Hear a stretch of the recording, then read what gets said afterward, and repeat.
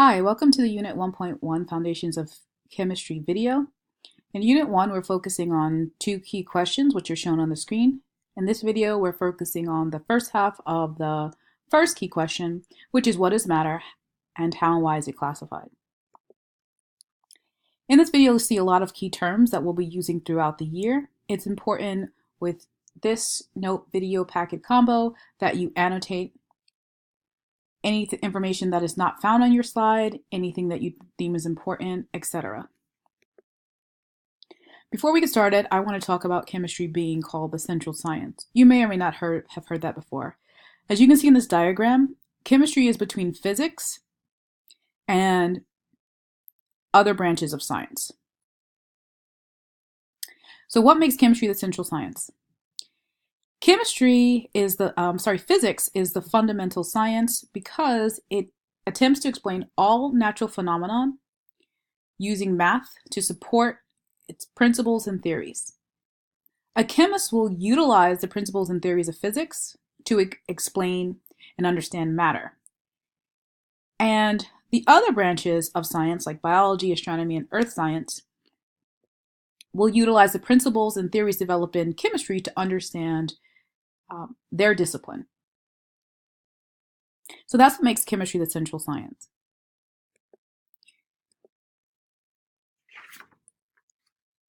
Now, with that being said, we know that chemistry is a study of matter, and a chemist studies matter by observing chemical and physical changes, measuring chemical and physical properties, and the skills that a chemist use, like any scientist uses, collecting and analyzing data and drawing conclusions. We'll be utilizing those skills in this course as well. As I said, chemistry is a study of matter, and typically we experience matter in bulk. So just like when you go to Costco and you get a lot of items in bulk, bulk just means a lot.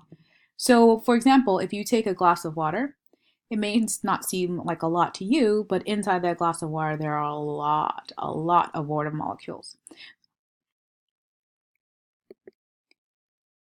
And if we break apart those molecules, we get atoms. So when we break apart a bulk substance, we'll get molecules, and then from there we can get atoms. You may be thinking like, okay, duh, so why is this important? I'll tell you why it's important. It's important because many of the properties that we experience in a bulk substance can be described or explained by the properties of molecules, which can then be explained by the properties of atoms. Let's take water, for example. Water dissolves salt. Well, why is that? That's because salt is polar and so is a water molecule. A water molecule is very polar. Okay, well, what makes a water molecule polar? How can we explain that? Well, in part, we can explain it by the fact that the oxygen and hydrogen atoms that make up water have a big difference in electronegativity. All right, so the key thing about this slide is that properties of the bulk phase can be explained by properties of the molecule, which can be explained by the atoms. That may be something to pause and rewind so you can annotate.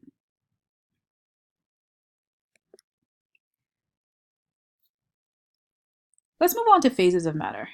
For a pure substance, there are three main phases: solid, liquid, and gas. In this image here, you will see that the solid, liquid, and gas are drawn in what's called particle diagrams. A particle diagram is essentially using circles to represent particles.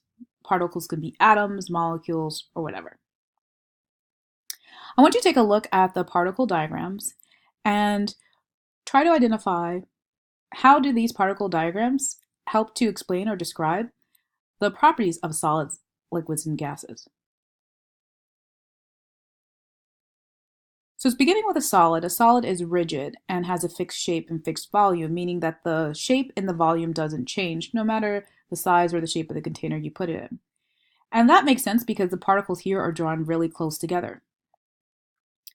Liquids do not have a fixed shape, so they'll take on the shape of a container, and that's shown here by the particles being slightly apart.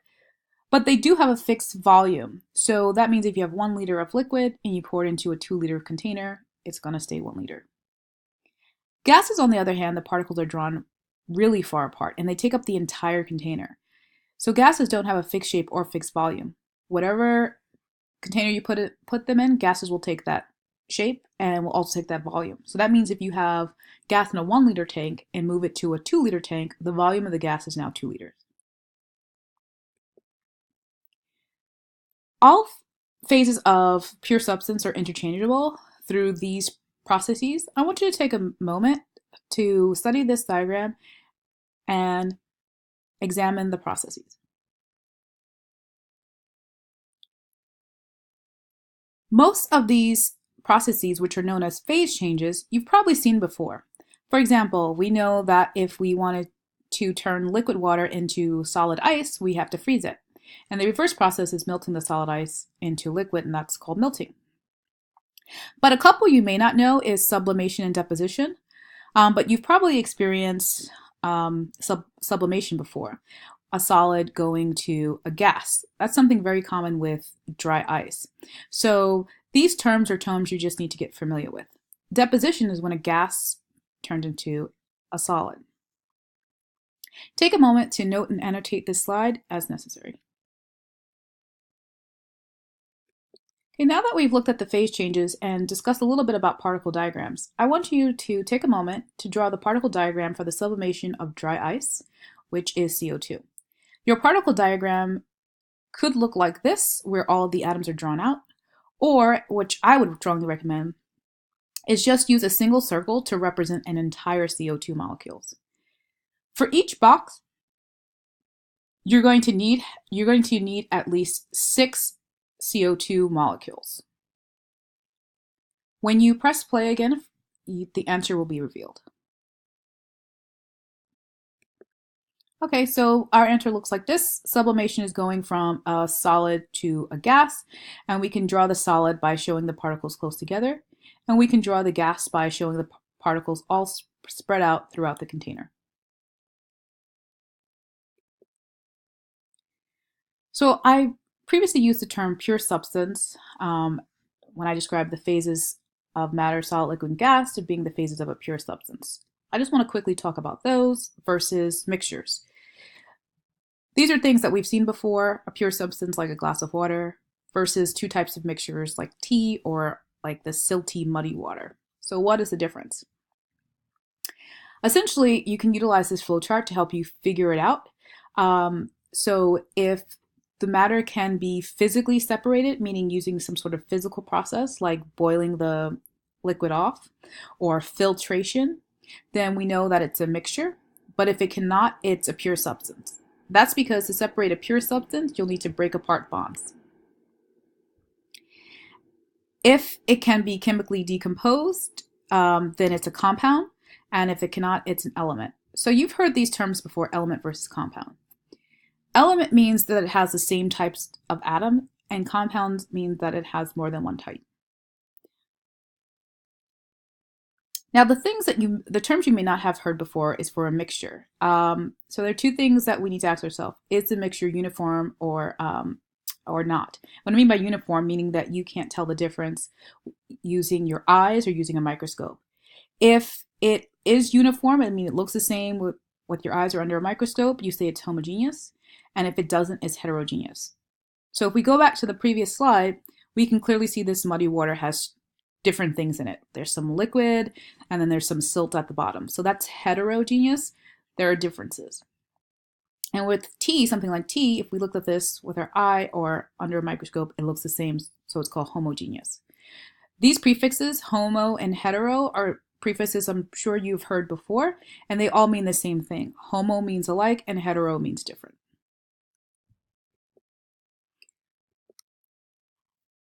So one quick note is that heterogeneous mixtures, an example of that will be something like milk, because it's so you may be thinking, well, milk looks the same, right? But if you looked at milk under a microscope, it would not look the same. And in fact, here is an image of milk under a microscope.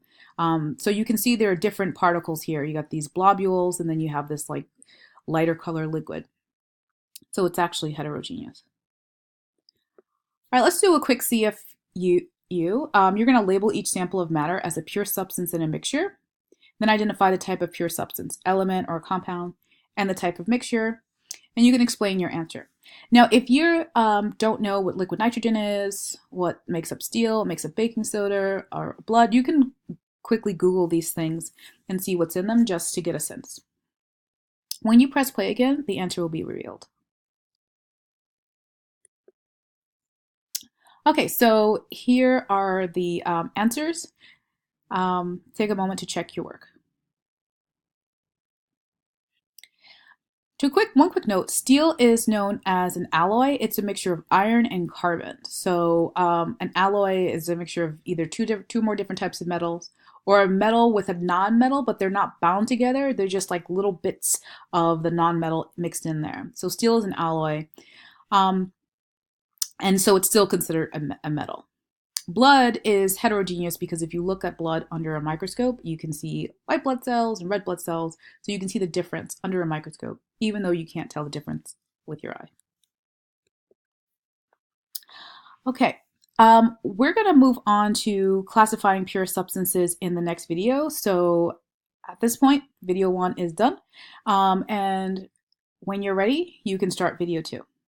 Have a quality day, guys.